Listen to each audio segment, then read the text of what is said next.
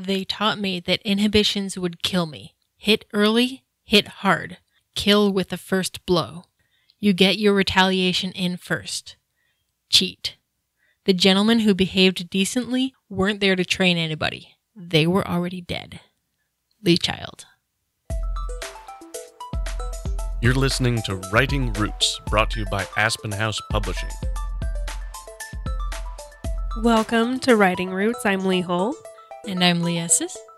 As we get a little bit closer to Halloween and what Halloween is all about, the spooky, the horror, the supernatural, a lot of the time... Gore and blood.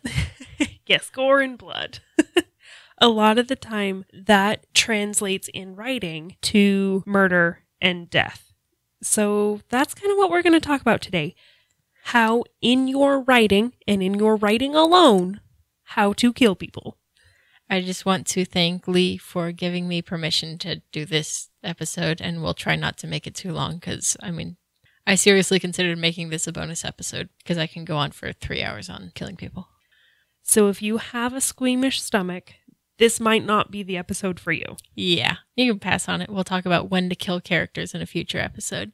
Yeah. Knowing when to kill a character is different from knowing how to kill a character. Yes. This episode we're focusing on how to kill. If you're considering killing a character and you don't know how to kill them, ask yourself if the character should exist in the first place. Often that question is actually answered by combining characters. But when we're talking about how to kill a character, there are 4 basic ways to kill somebody. If we're going to have to break it down in some fashion, we're going to break it down into ranged. That includes guns, crossbows, ammo. A good portion of magic spells. Yes. Melee. So if you're using like a sword or, fists, most of my combat is done with fists. AoE. So bombs. Stuff that will kill somebody by a building falling on top of them. For those that don't know, AoE is area of effect. It's a very common gaming term. Yes.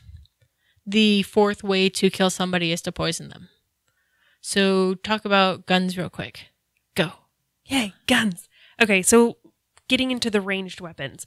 Guns are a very, very common thing in a lot of your action, a lot of your science fiction novels. Your thriller, your suspense. You're going to find crime dramas as well. Yes. I will put down a book if they use guns and don't know what they're talking about. It is very obvious. The first thing, if you're going to write a gun, it is a magazine, not a clip. There are clips, but that pretty much only goes in one kind of gun. If you are writing a World War II novel talking about the M1 Garand, you can use the terminology clip because they are actual clips. The difference between a clip and a magazine fits into the gun and it will stay there until you release it. A clip, you shove the clip in with the bullets inside of it, the action closes, you fire the weapon however many bullets is in there, and then when it's done, the clip will eject itself. If you go research an M1 Garand and you listen to how it fires, you'll hear boom, boom, boom, boom, boom, ping, because that ping is the clip, the actual clip, ejecting itself from the gun. Magazines don't do that.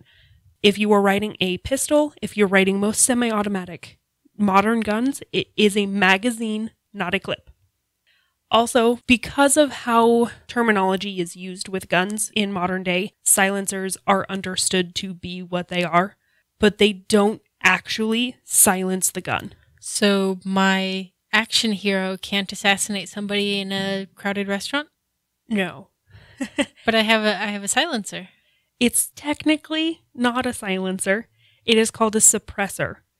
There's all kinds of science that goes into how a suppressor works, but most guns, it will not get rid of the noise entirely. There will still be at least the volume level of a hard clap involved. So if you're trying to shoot someone in a crowded room, maybe don't. Maybe go for a quieter weapon, because guns, no matter what, will always be loud. One of my favorite quiet sniping weapons is actually the crossbow, because 1, it's next to silent, and 2, it's very difficult to trace. And 3, it's very easy to lurk and get that kind of a weapon without having background checks. And we're in California, where we are recording this currently. Crossbows are a lot of fun. A note about bows and arrows, though. If your character gets shot by an arrow or a crossbow, with a crossbow, it's a bolt. If your character gets shot, don't yank it back out the way it came. You're going to do at least as much damage pulling it out. Of course, this kind of depends on your character. If the character knows about weaponry, if they know about the human body and how things work, they will know to leave it in or to shove it through the way it came in. Yes, you can break it off so that the fletching doesn't go through. Not with a modern bow, but if you're writing swords and sorcery style. You can break it off and then shove as much as you can through and pull it out the other side. But if you're writing something modern, just go to a hospital. Yeah, just leave it there until you can get to a surgery place to get rid of it. That's the better way to write it if your characters know what they're doing. If your character doesn't know what they're doing, they can try to pull it out, but it will cause a lot of pain. At least as much as happened going in. A useful thing about writing ranged weapons is you can limit ammo. And so you end up, in storytelling, building this kind of a countdown clock. Okay, I need to get through all these bad guys and I only have 6 rounds left. I only have 5 rounds left. I only have 4 arrows left. Building that countdown clock helps build tension in whatever scene you're writing. So with guns, there are only so many bullets that a gun magazine can hold. Standard, despite California terminology, is the 30 round. If you're talking about like an AR-15 style rifle, standard is a 30 round magazine. That'll change per gun. Yes, per gun. If you have a handgun, average is about 8 to 10, depending on revolver, semi-automatic, all those kind of differences. In action movies, I hate it when they can just keep firing and keep firing and keep firing. That's one of my favorite things about the John Wick movies. You can count the rounds he gets off between reloading. Yes. New York reloads are a thing. If you don't know what a New York reload is, it is instead of replacing the magazine, you just drop the gun and pick up a new one that's already loaded. Love it. Bows and crossbows. You are also going to be limited in time. Yes. Because it takes time to reload a crossbow. If you are shooting a regular longbow, you can be fast, but not Legolas fast. Yeah, no. I don't remember what kind of bow he had in the books, but Legolas, I believe, shot a recurve bow in the movies. And those are a little bit easier because they're a little bit more wieldy. Longbows tend to be taller than their shooters. Also, when it comes to bows, the strings. You can't have a preloaded crossbow for long. Yeah, I think the modern crossbow that I have limited it to about 2 hours of being loaded before you start damaging the string. If you are working with a longbow, obviously this doesn't apply to compound bows. They work differently. But longbows, recurve bows, anything with just the single string, you have to, in between using it, remove the string, release that tension, or you're going to weaken the bow. I actually have a scene in one of my books where my main character is being tormented and he just had this injury on his arm and the bad guys end up making him pull a longbow and hold that position for a good minute and a half. Ugh. Holding that position is very difficult. Archers and swordsmen can actually be told apart in that era by their muscles, which muscle groups they've exercised. Archers tend to be more burly because they need a lot more muscles to pull that string to get the power behind the bow. So let's move on to melee. This is your area of expertise, Yes. so I will let you just talk about melee. So melee includes weaponry. It includes martial arts. Melee includes a lot of your swords and your close-up weaponry. Your daggers. Blades in general. Yes. A lot of your spears also. Anything that you can stab someone with or whack them over the head with tends to be your melee. I highly advocate you do research on whatever your character's weapon of choice is. Have a weapon of choice. Understand how that became a weapon. Most weapons are farm tools initially. You're going to have your trident, your spear for stabbing people, is also really good for moving hay. Also, scythes. Yes. Your Grim Reaper is actually, that is for reaping wheat and not necessarily souls, but could be souls. Yeah. Reaping wheat and souls all Yes. at the same time. A sai is kind of like a 3-pointed dagger, but they're really good for moving bales of hay. You stab it into it, throw it over your shoulder, and you go and move the hay to wherever. Most of your weapons, especially your melee weapons, are going to be farm tools. And that's how a lot of combat starts. If you really want to learn how to use a weapon, go to YouTube. Usually people who train and specialize in different swords and weapons will have video tutorials and showing different moves and how it works. That's how I did a lot of my research for my sword and sorcery book. Just looked up YouTube videos and watched how their bodies move and how that weapon is an extension of their body. But the fists are the fun part. So most people will think this character uses swords, so they're not good at hand-to-hand combat. Depending on the martial art, they probably are. A lot of your main characters will have a fighting style. Hopefully they will have a fighting style. This is especially apparent in your melee combat. So if they have what's called a finesse weapon, something that you move quickly with to stab somebody, then they will be a fast mover. Often a lot of the kung fu is in that category. If your character has a bastard sword, which is heavy and as tall as a person and cannot be wielded with one hand, please don't do that. Their combat style is literally hold on to it and spin really hard and just whirlwind through the troops of bad guys. That is a combat style. I have trained in Kung Fu, and so that's my bias in all of this. But having your character with a fighting style is important. Knowing where your character keeps whatever weapons they have when they're walking down the street. Is their style more defensive or offensive? Are they going to focus more on the blocks and the stopping and the dodges?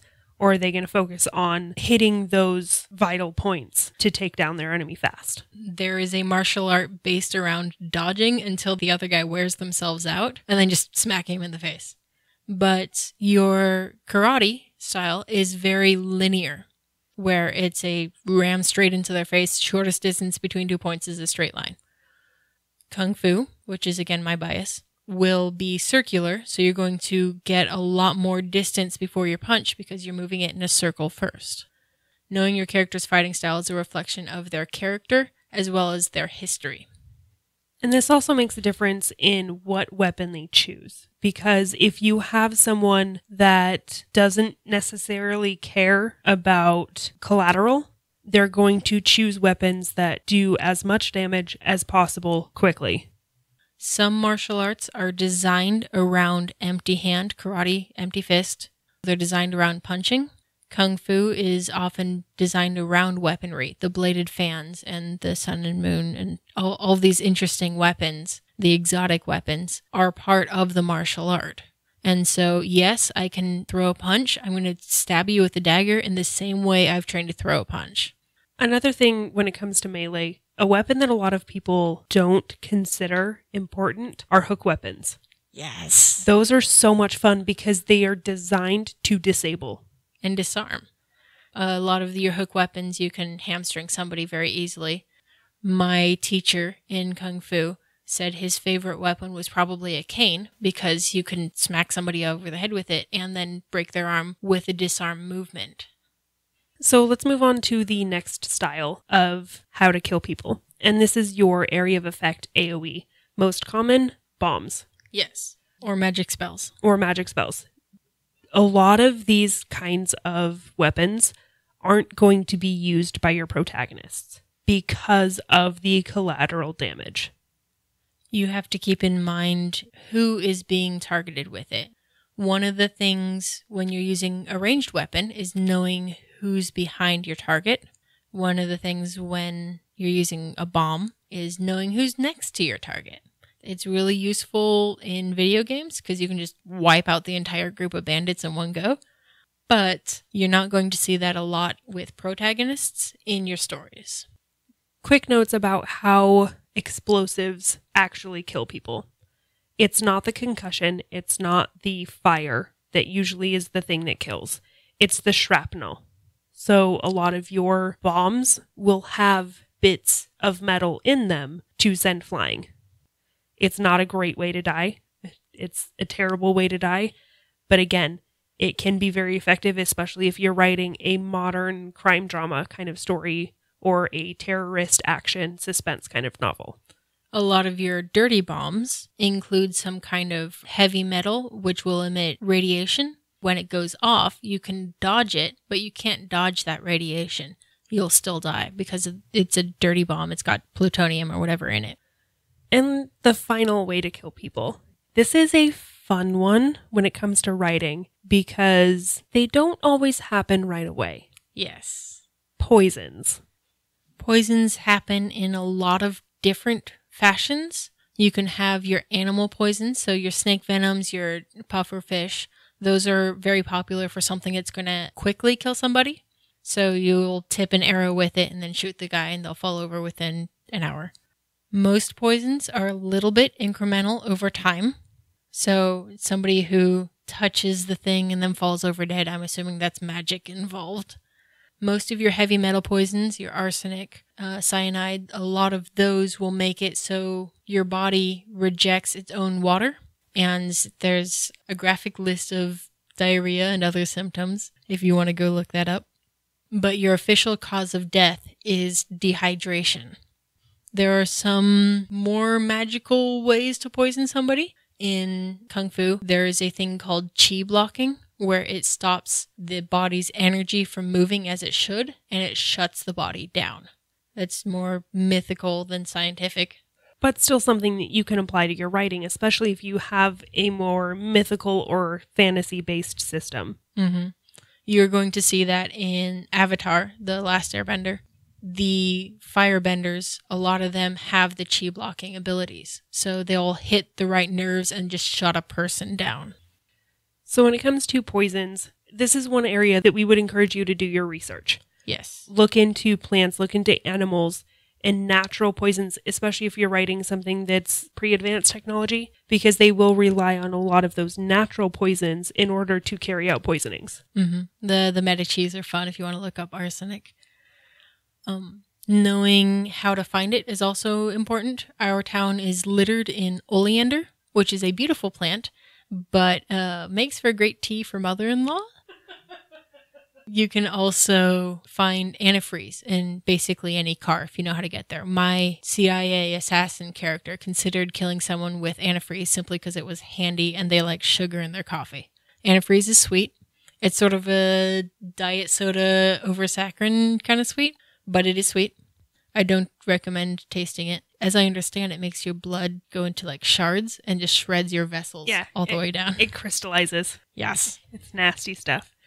If your bad guy is a housewife, she might choose poison. She's working with a lot of those chemicals every day. If your serial killer gouges people's eyes out, maybe they're blind. That's a reflection of who they are. There's also kind of this idea between ranged and melee of personal versus impersonal killing. When you physically have to stab someone, if you physically have to punch them, there is an intimacy there in the death that can be harder for your good characters to handle. Yes, and that can be something that scares your non-violent characters. If I am grabbing you by the shoulder and pulling you into my sword as I'm plunging it into your gut, there is an intimacy. We're less than a foot away as I'm watching the life drain from your eyes. So now that we've kind of talked about different ways to kill people and how your characters will choose how to do that, let's talk about actually writing how to die.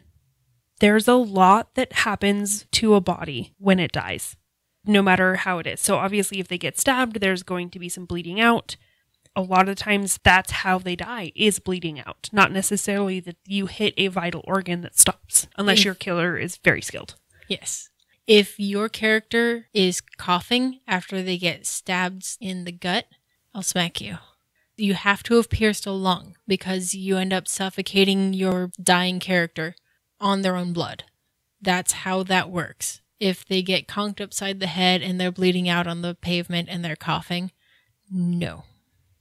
Okay, this is the part where if you have squeamish ears, squeamish stomach, you're going to want to just tune out.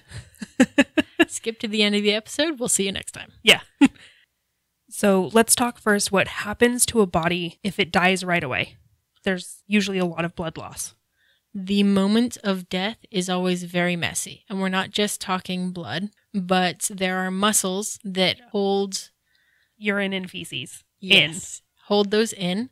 And when they're relaxing in that final moment, those muscles relax too.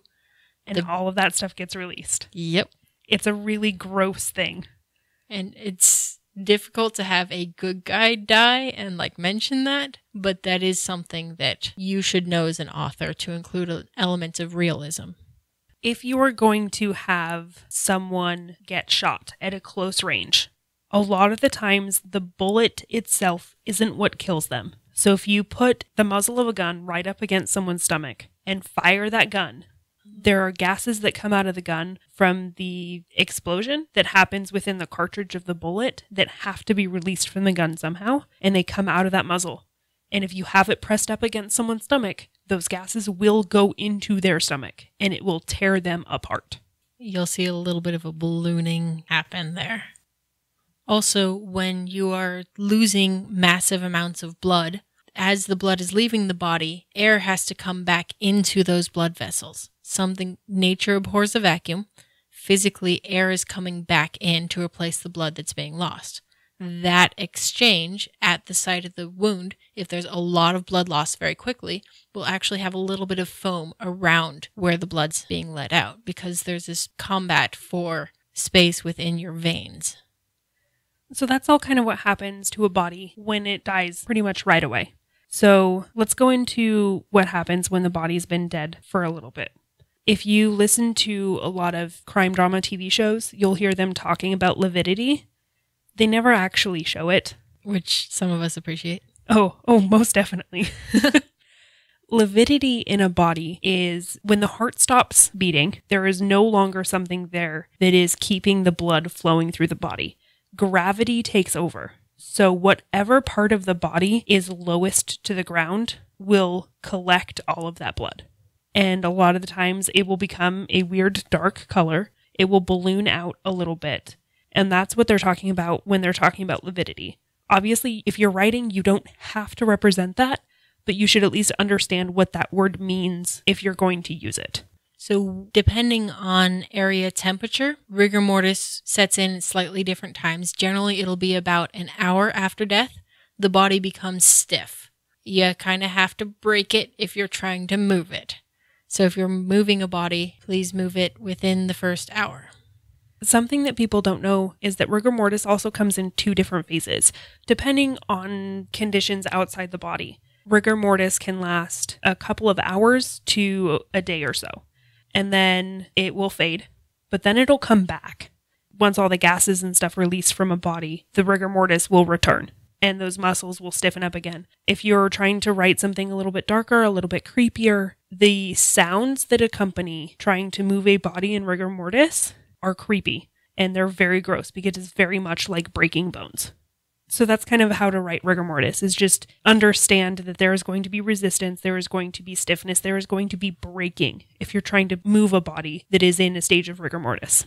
And knowing how long it's been since the body expired is helpful in understanding how the body gets moved. Another thing that happens to a body if it's been dead for a while are gases. This is something in a lot of history. Part of the reason why they would think that bodies were coming back to life was because of the sounds that bodies make. When you are dead, you have a lot of things inside of you that will react and create gases. They will release and sound like you're farting. And if you're looking for a research tangent, saponification. I'm just going to leave that there. And the final thing that we kind of wanted to talk about, this is a particularly gross aspect of death. If you have a body that's been dead for a while, especially in hot conditions, the process of decomposition is accelerated, which means when you try to touch and move the body, the skin will kind of just peel off. It is very disturbing, very gross, but that's a little bit of knowledge that you can have to add a little bit of realism to your book. When we're talking about all of this, understand that this is for writing purposes. You don't have to include the very, very specifics of how a body dies in your writing. If you have a good guy dying, you don't really need to show them pooping their pants as they die. But at least having a basic understanding of what a body does when it dies will help make your writing more realistic, whether you include it or not, because you can have that knowledge with you. In one of the books that I'm working on, they discover somebody who has been dead for about 12 hours, sitting on their couch. I don't go into the specifics of the rigor mortis or the lividity, but there are things in there that let the reader know that the character knows what they're talking about when they say it's been dead for about 12 hours. And anyone who deals with that on a regular basis will read it and not immediately go, well, that's just wrong. So there are so many more things we want to cover about killing people. If you need advice on hiding a body, let me know.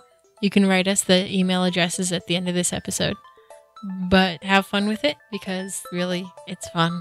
And until we see you next time, write selfishly. If you have a question or comment for our hosts or a topic you'd like us to cover, send us an email at writingroots@aspenhousepublishing.com or find us on Facebook by searching for Aspen House Publishing.